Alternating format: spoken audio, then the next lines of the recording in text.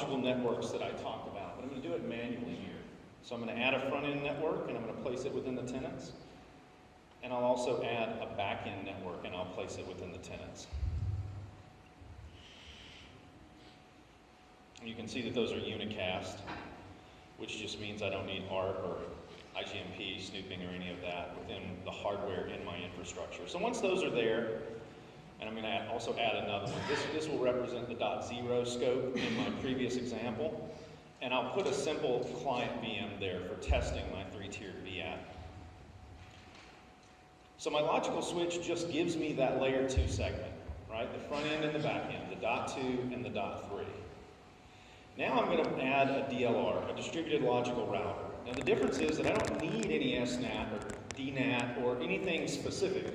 When this DLR comes online and I place it here in my vCloud cluster and storage, I'll start to add interfaces. Now this is just the HA interface, so this is the back end. If I deployed in HA mode, it needs a communication path so that it can fail over to the other one. But for these internal interfaces, front end in this case, I'll just simply bind it to the logical switch that I've created.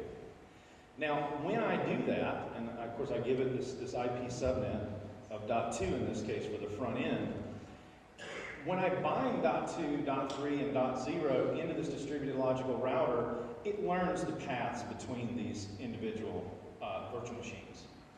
So much like the edge, except for that was just enumerating interfaces and giving you an opportunity to provide static routes between them, we're now providing dynamic logical routing within the DLR. So when I go deploy this three-tiered app, as you'll see me deploy it again here outside of vCloud Director, essentially what I'll get is the same thing that I had in vCloud Director, but I won't have to go through all of the drama, quite frankly, that I had to go through to prepare vCloud Director. So I'll go look at each one of these IPs that I've got for these machines, much like I did. Of course, I assigned them in vCloud Director, and I've manually assigned them here to these VMs. I mean, this could be DNS, it could be anything that would get you, identification on the network.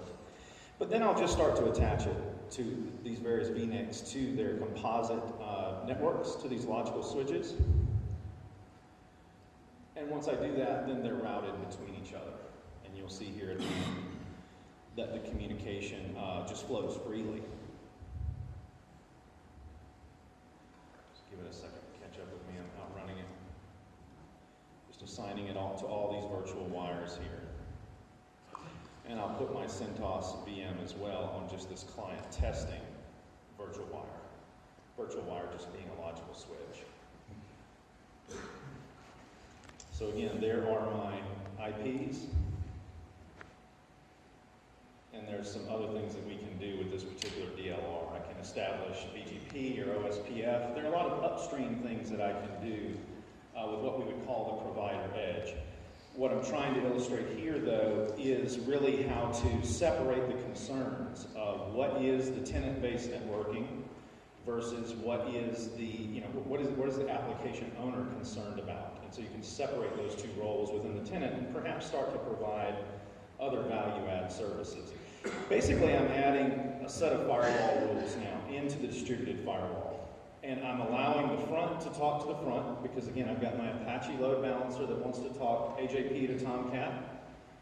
And I'm allowing front to back, even though there's some multi-home NICs there. And so you get a lot more freedom to really sort of take ownership of the way that the networking works between these applications. And so basically, by adding these firewall rules, I'm doing it at the logical switch level because my logical switches have actually been defined to support the application tiers. And you'll also notice that I'll go I've turned off the bottom rule here. Once that goes away, you'll see I've turned that to block. So the default rule reads at the bottom, and so the default any-to-any will be blocked. But now that I've enabled these logical switch communication paths, and I didn't put the protocol in there, but certainly you could add that, as I mentioned before, the application group, the port group, you'll see that it's enabled now. So I've got essentially logical switches that are defined, they're automatically routed, and by simply dropping in a bunch of firewall rules that reflect the logical switching mechanism that I have instantiated, I'm now able to control what VMs, and of course I'm in my CentOS VM here, and I'm just hitting the three-tiered app here, and you can see that it's hit MySQL and it's search, it's pulling back transactions. So again, this provider edge, it's about these roles and separations of duty that I talked about. Thinking about now the load balancing and some of the other services that I talked about,